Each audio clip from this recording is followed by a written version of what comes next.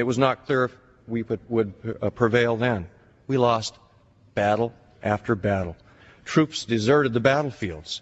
General Washington and his deputies persevered, continuing to engage the enemy until the tide turned, because so much was at stake. We are the United States of America today, and we are free, because General Washington refused to quit. We are the United States of America today, and we are free, because Abraham Lincoln refused to quit. And we are the United States of America today, and we are free, because Roosevelt and Truman refused to quit. And we are the United States of America today, and we are free, because of the sacrifice of the men and women in uniform who put their lives on the line in Iraq, Afghanistan, and all around the world, preserving our freedom. Today, the United States is engaged in another war. And just as before, we face an enemy that wants to destroy our way of life. Just as before, we face an enemy that thinks it's winning. Just as before, our country is divided. Just as before, we are making mistakes. Just as before, we face a moment of truth. What do we do next?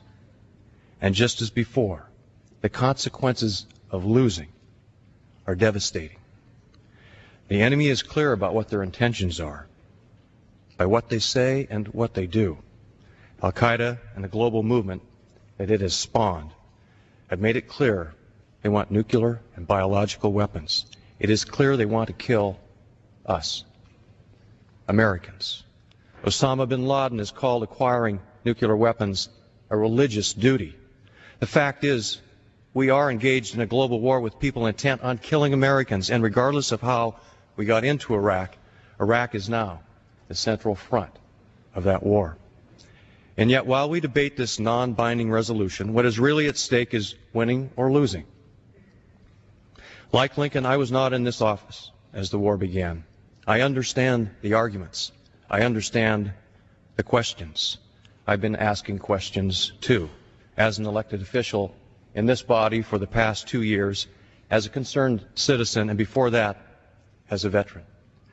I understand that there are many who think we should never have entered Iraq. We now know there was faulty intelligence that led to that decision. But the war is upon us, nonetheless. I'm elected to deal with what is happening now. Will we succeed? Will we win? Just as other moments in our history, those questions stand unanswered. The consequences of declaring an end to the war in Iraq without victory would be felt for decades. Our enemies around the world would be emboldened.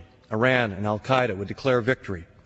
Our allies in Iraq would certainly face bloodshed, and our allies around the world would question our resolve to help protect them. Sergeant Eddie Jeffers is a U.S. Army infantryman serving in Ramadi, Iraq. Sergeant Jeffers has a first-hand appreciation for what's at stake in Iraq and our presence there and what it means to the Iraqi people. He writes, and I quote, "We are the hope of the Iraqi people.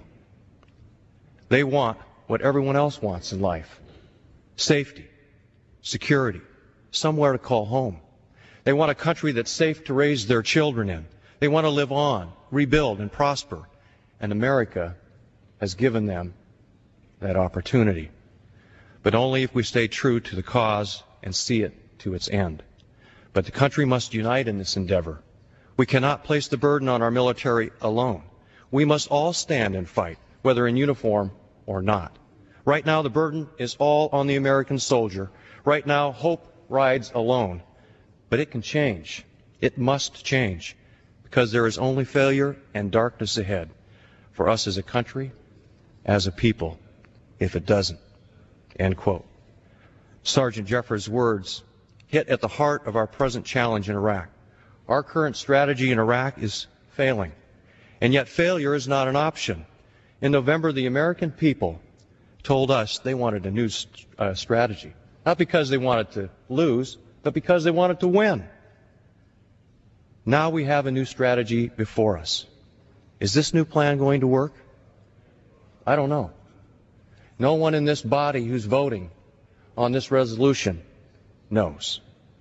What I do know is that we must find a way to achieve victory, and simply saying no to a new plan without offering an alternative won't work and sends a terrible message to our enemies and our soldiers. This is an historic war. America is engaged in a war for our freedoms on a scale that we've never experienced before. I understand the dissension, the questions, and the uncertainty. I understand the cost is high and the way is often unclear.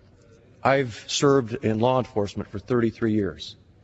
I understand the loss. I've lost partners and friends in the line of duty. I understand the cost of freedom and the sacrifices that must be made. The sacrifices are hard, they're tragic, and they're never forgotten. But we must remain focused and not let those sacrifices be in vain. Mr. Speaker, I urge my colleagues to vote no on this resolution. Lincoln warned us against tying a criticism of a war to support our troops.